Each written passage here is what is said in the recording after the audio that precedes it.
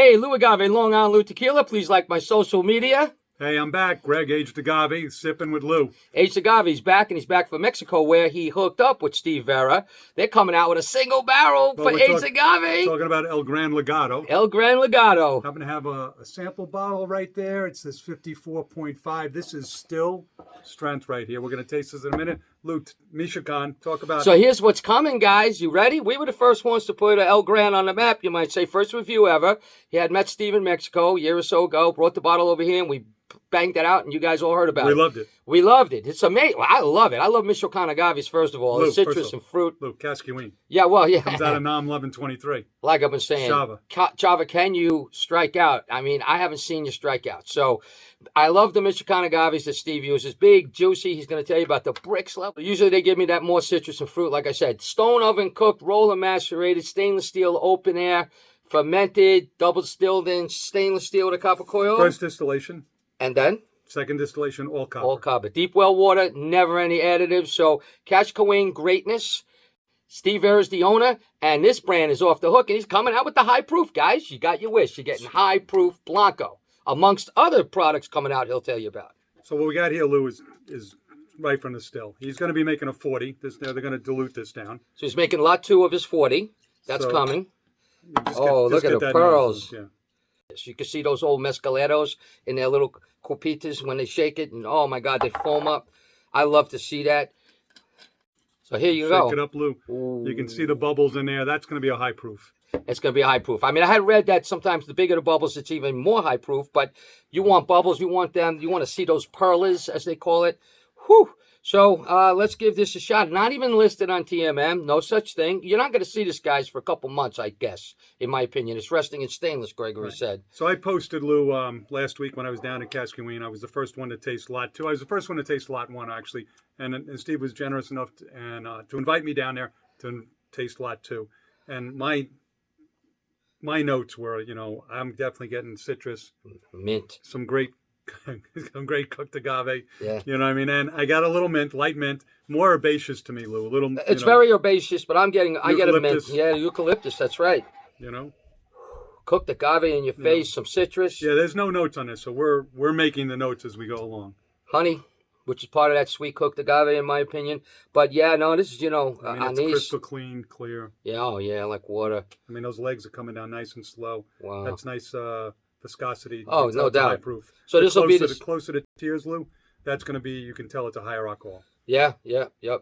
So this will be his second offering after his 40 ABV. Lot 2 of that will come out. Then this will come out. Then Gregory over here, Mr. Famous, is getting a barrel named after him. He picked it out. You want to tell him about it real quick? Sure, real quick. We're doing. There was 10 barrels. I'm sorry, there was 20 barrels. He had 10 bourbon, 10 cognac.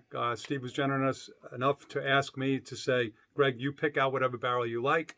I actually got a chance to smell the barrels. I picked a wet cognac barrel. It's Martel cognac. It's a little bit bigger barrel than the bourbon barrel, so we're going to get a couple of more bottles out of that. Nice. I had the opportunity to fill it with the high proof that we're going to taste right now.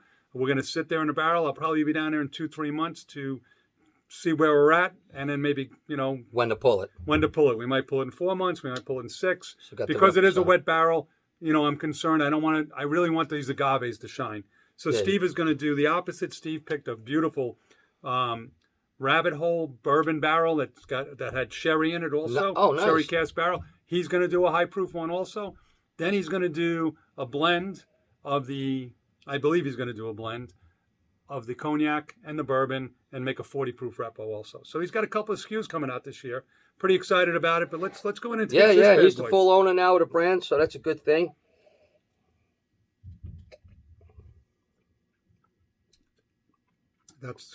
I'll let you go. I'm not going to talk.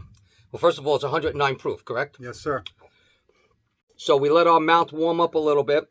It is a little hot at first. Right, you coat your mouth with the first shot. I'm getting that minty. I'm getting that anise. I'm getting that, like you said, a little bit of that, definitely some citrus and honey and cooked agave. But that second and third sip, Lou, I really want you to tell me what you think.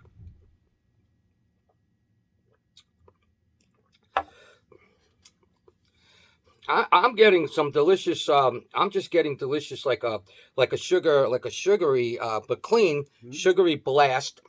I'm getting the honey. I'm getting the citrus. I'm getting a lot of herbalness. but it's really easy to drink, and it goes down really nice for 109 Easy proof. sipper. Jesus. So I want everybody to realize too. There's, you've heard in wine bottle shock. Ooh. This is just bottled like about a week ago.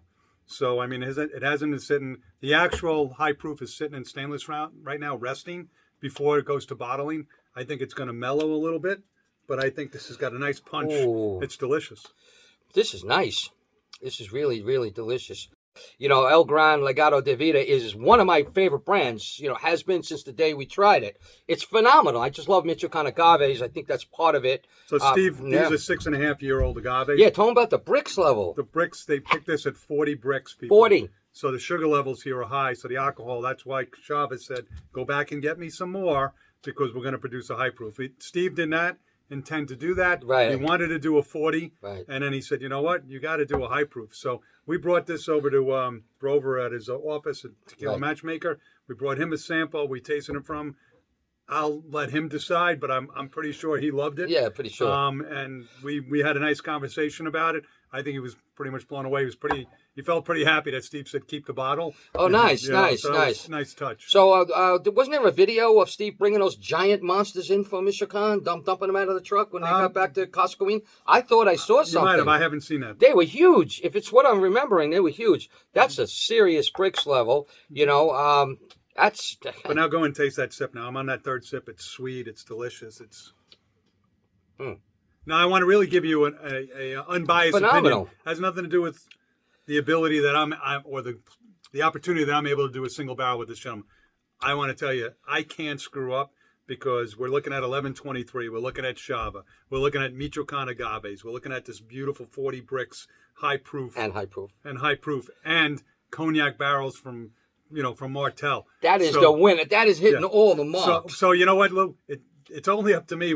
It's like smell which barrel you want, fill it up, and now if I put in a barrel a little too long, that's going to be my fault. If I take it out too soon, that'll be my fault. But I want to tell you the base is, and I had nothing to do with this. Steve did all the heavy lifting, and so did Shaba.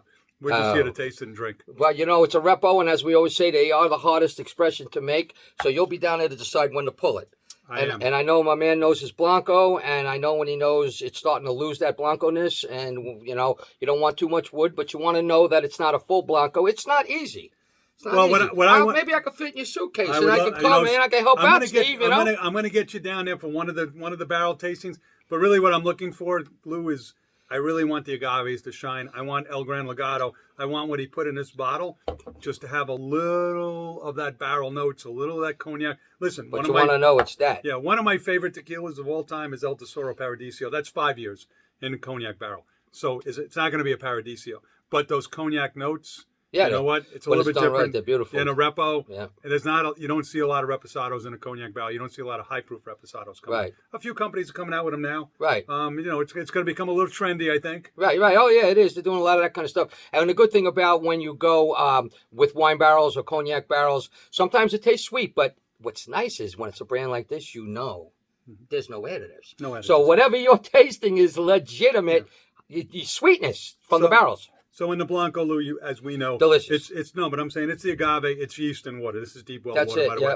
And now with the repo, it's going to be the agave, the yeast, the well water, the barrel, and time. Those are the 5 elements. And hopefully we put it all together. I think it's delicious. Steve, you again, Shava, I think you knocked it out of the ballpark. Chava, you can't do any wrong. Listen, we'll do a review on the 40 Blanco when it comes out. But as far as this, I'm looking at a 91 on this. For almost a 110, it's 109. For a 110 Blanco, this goes down like water after the first sip or two. Mm-hmm. The nose is phenomenal. The taste is phenomenal. Something like this has gotta be 91 minimal. I always go I'm going at least 91. So who knows? I may end up even higher. Yeah. This is really good. So thank you, Gregory. Thank you, Steve. And thank you, Shava. El Gran Legado de Vida. This is amazing, guys. Stand by to get blown away.